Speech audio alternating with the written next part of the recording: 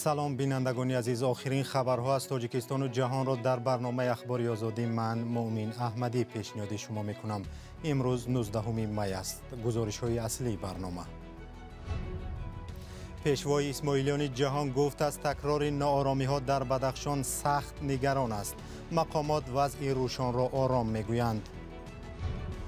سازمان های جهانی و کشورهای غربی خواستار حل آسایشته قضیه بدخشان شدند. سازمان ملل متحد میگوید برای جلوگیری از بحران جهانی غذا راهاندازی صادرات گندمی اوکراین ضرور است. من پر از امید هستم، اما هنوز کارهای زیاد باید انجام داده شوند. شاه کریم الحسینی پیشوای اسماعیلیان جهان در نامه از پیروانش در بدخشان خواسته است که قانونهای کشور را رعایت کنند و وارد خشونت نشوند. او به پیروانش فرمان داده است که آرامی را نگاه دارند، قانونهای کشور را رعایت کنند و همه گونه زورآوری، بی‌ترتیبی، فعالیت غیرقانونی و دیگر عملهایی که به نیکواحوالی تهدید میکند راه ندهند. شاه کریم الحسینی در پیامش گفته است که باید اختلافها با خیرات توسط مکالمه آسایشته در روحیه احترام و همدیگر فهمی حل شود. ساکنان ولایت مختار کوهستان بدخشان دست داشتن خود را در قانون شکنی رد کرده، برعکس مقامات انتظامی تاجیکستان را به فشار با آنها عیبدار می‌دانند. مقامات میگویند در بدخشان با گروه‌های متشکل جنایتی مبارزه می‌کنند. همکارم میرزانبی خالقزاد آخرین خبرها را از حادثه‌های بدخشان گرد آورده است. میرزانبی، خبرهای رسید که صبح امروز جسد کشته شده های حادثه روز گذشته را به نزدیکانشان سپردند. مقامات از کشته شدن 8 نفر خبر داده بودند. ساکنان چی میگویند؟ بله مومن، چند ساکن ناحیه روشان که با دلیل امنیتی نامشان را ذکر نمی کنیم گفتند که صبح همین روز جسدی کشته شده ها را به آنها سپردند. آنها گفتند که تا حالا جسد 21 نفر را پس گرفتند. البته در شرایطی که اینترنت درست کار نمی کند و ژورنالیستان اجازه وارد شدن به منطقه را ندارند، تصدیق درستی این خبرها کمی مشکل است. دیروز مقامات اعلام کرده بودند که گروه مسلح تروریستی را سرکوب کردند. ساکنان میگویند کشته شده ها ساکنان عادی و بی‌سلاح هستند. عبدالرحمن علمشاهزاده، معاون اول وزیر کارهای داخلی تاجیکستان، در تلویزیون بدخشان گفت که حالا روشان آرام است و مفتشان دادستانی کل به تحقیق حادثه آغاز کردند. مقامات ادعا دارند که این گروه به کاروان ماشین‌های نظامی روز 17 می حمله کردند و صبح 18 می نسبتشان عملیات نظامی انجام شد.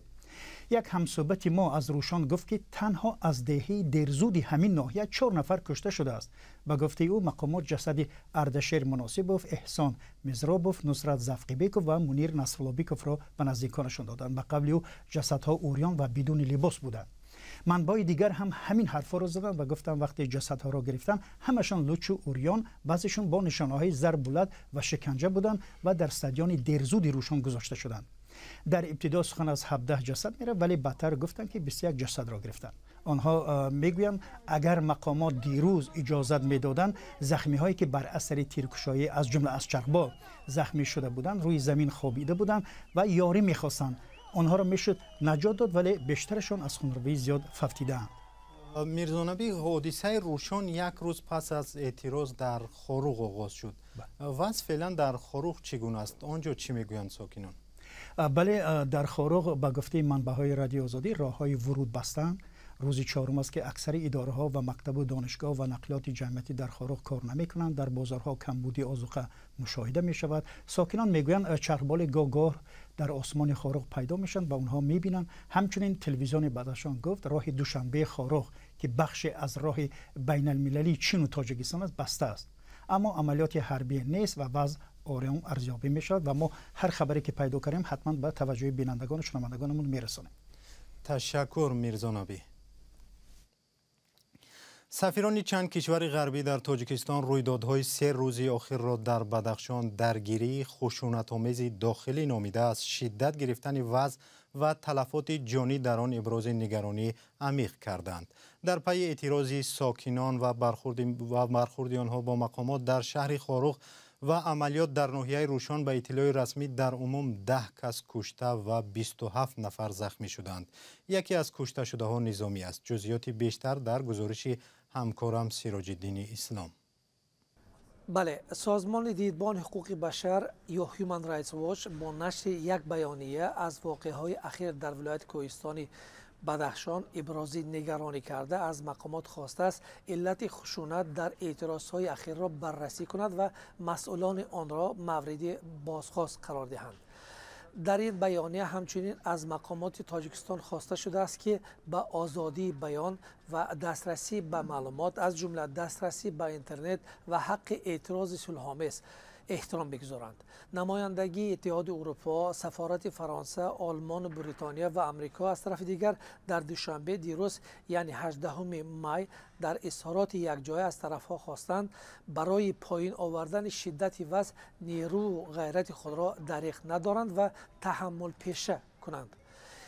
اینچنین سفیران غربی از طرفها خواستند از استفاده به معیار قوه به گفته خودشان دعوت به زوراوری دست کشند. در اظهارات به مقامات تاجیکستان گفته شده است حتی در حالتهای بحرانی وابسته به امنیت احترام به حقوق و آزادی‌های اساسی انسان تامین کرده شود. تهدید و تعقیب شهروندان، روزنامه‌نگاران و محدودیت وسیع دسترسی به اطلاعات دورنمای کاهش شدت وضع و برگشت به نظام مقرری را خللدار می‌کنند گفتند سفیران غربی. مقامات تاجیکستان هنوز به این درخواست‌ها پاسخ ندادند. سفیران کشورهای غربی گفتند از تلفات جانی در این رویدادها سخت متاسف هستند و به خانواده‌های آنها و زخمیان ابراز همدردی می‌کنند. وضعیت در ولایت کوهستانی بدخشان از 16 می به این طرف پیچیده است. تشکر همکارم سیراج‌الدین اسلام گزارش داد. یک آگهی دیگر، امسال نفری که اسم تاجیکستان را در تاریخ بالت جهانی شهرت یاب کرده بود اگر عمر به هنرمند مردمی سر ملکه صابر را وفا می‌کرد او 80 ساله می‌شد. در این باره رادیو آزادی گزارش مفصل آماده کرده است که حالا پاره از آن پیشکش می‌شود.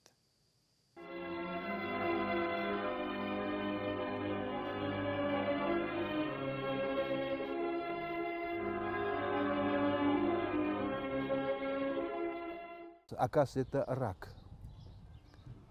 Потом уже этот мальчик, врач, он определил, что это рак. خود در دولت اروپا باشد، خود در کدام کشوری که نباشیم، خود در روسیه در کجایی که می بودیم، حتما درباره ملکه سخن میگفتن و ملکه رو بسیار خوب میشناختن.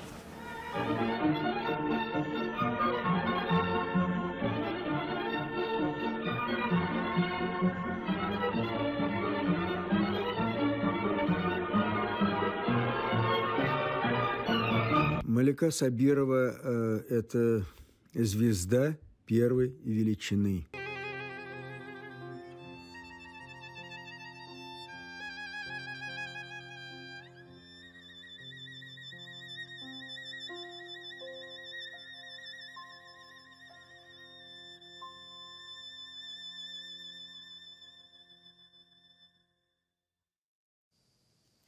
یادآوری از ملکه صابرова را روز 22 می در سامانه رادیو آزادی و صفحه‌های ما در شبکه‌های اجتماعی تماشا کنید. سازمان ملل متحد از روسیه خواسته است به صادرات گندم از بندرهای اوکراین اجازت بدهد. روسیه و اوکراین 3/1 طلبات جهان را به گندم تأمین می‌کند. در اوکراین بعد 1.5 ماه دیگر جمع‌آوری حاصل نوی غله‌دانه آغاز می‌یابد. در حالی که بندر بحر سیاه اوکراین از جانب ارتش روسیه بسته شده است، تا آن وقت ذخیره‌های گندم در بسیاری از کشورهای در حال رشد می‌تواند تمام شود. ادامه موضوع در گزارش همکارم شهلای گلخوجه.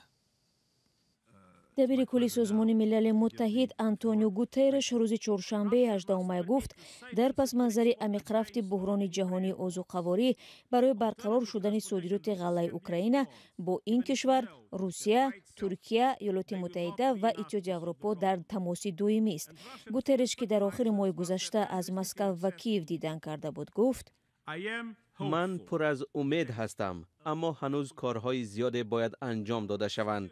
مسئله های مرکب امنیتی، پیامدهای اقتصادی و مالیوی از همه جانب ها اراده نیک را طلب می کنند.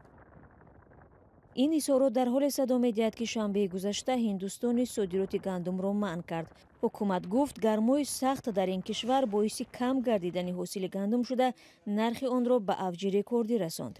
در عین زمان وزیر سودای هندوستان در صحبت با خبرنگاران گفت این کشور به دستگیری و اجرای قراردادهای صادراتی با دولت‌های ادامه خواهد داد که امنیت غذاییشان زیر خطر می‌باشد.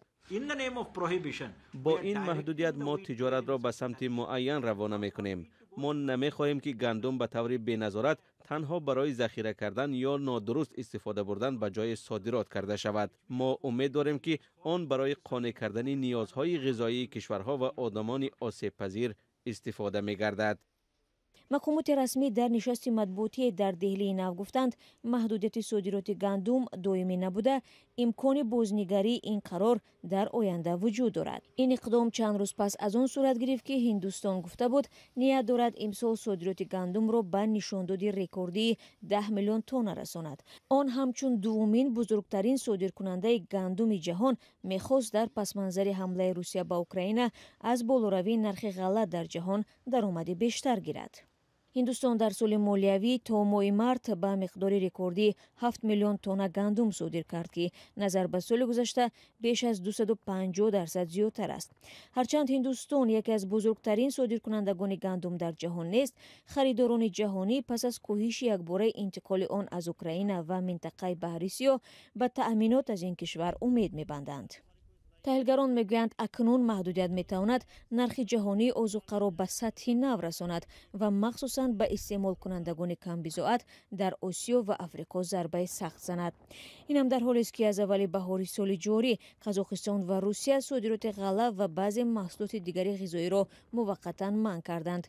طبق فرمان امضا نموده رئیس حکومت روسیه میخائیل میشوستین، محدودیت‌ها از 15 مارت آغاز شده تا 31 آگوست ادامه خواهند یافت. وزارت کشاورزی این کشور قید کرده بود که این تصمیم برای دولت‌های اتحاد اقتصادی اوراسیا تهدید جدی نخواهد بود، زیرا آنها با ذخیره کافی غذای روسیه تأمین می‌باشند. در پناهگاه الحول واقع در منطقه شمال و شرقی سوریه هزارها کودک از 50 کشور دنیا نگهداری می‌شوند. خبرنگاری صدای آمریکا از این پناهگاه دیدن کرده است. گزارش او را همکارم زرنگیزی نوروزشاه پیشنهاد می‌کند. در این گوشه اردوگاه الحول شهروندان خارجی به سر میبرند. به اطلاع سازمان ملل متحد در اینجا حدود 9000 زنان و کودکان جنگجویان داعش از 60 کشور نگه داشته میشوند. اکثر زنان در اردوگاه به کودکانشان آشکارا عقیده‌های داعش را تعلیم می‌دهند. در این نوار که مقامات الحول نشر کردند، یک نورس دیده می شود که نمازی گروه از کودکان را امامتی می کند. این نورس خود را امیر خوانده است، آنگونه که جنگجویان داعش از رهبران خود امیر نام می برند. این زنان خواستار گفتگو با خبرنگاری صدای آمریکا شدند. آنها گفتند فرزندانشان را برای عضویت در گروه تروریستی آماده می کنند و با آنها لباس جنگجویان داعش را می پوشانند. نه انشالله مجاهد انشالله. خدا خواهد آنها جهادی می شوند. ما باور داریم که دولت اسلامی برمیگردد و فرزندان ما جهاد می کنند. افزایش حمله و تهدیدها از سوی زنان جنگجویان داعش مقامات پناهگاه را وادار کرده است که مکان نگهداری آنها را از مردم دیگر جدا کنند. احمد پناهنده عراقی است که پس از تهدید به کشتار به جای امن انتقال یافته است. به گفته وی با پرزورتر شدن بخش‌های گروه دولت اسلامی و احتمال وارد شدن آنها به پناهگاه، زنان داعشی هم با جرأت می‌شوند. زنان داعشی به کودکانشان تاکید می‌کنند که شما باید قصاص پدران خود را بگیرید. شما مجاهد می‌شوید. آنها فرزندانشان را در همین روحیه تربیت می‌کنند.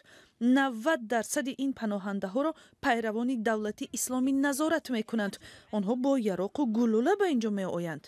این نوار از روز 5 می است. آن از دوربین نظارتی اردوگاه ثبت شده است. در آن پرچم سیاه دولت اسلامی تصویر شده است که افراد ناشناس در بالای یکی از خیمه‌های اردوگاه برداشتند. برنامه ما اینجا به پایان رسید. تا صحبت آینده خدا نگهدار.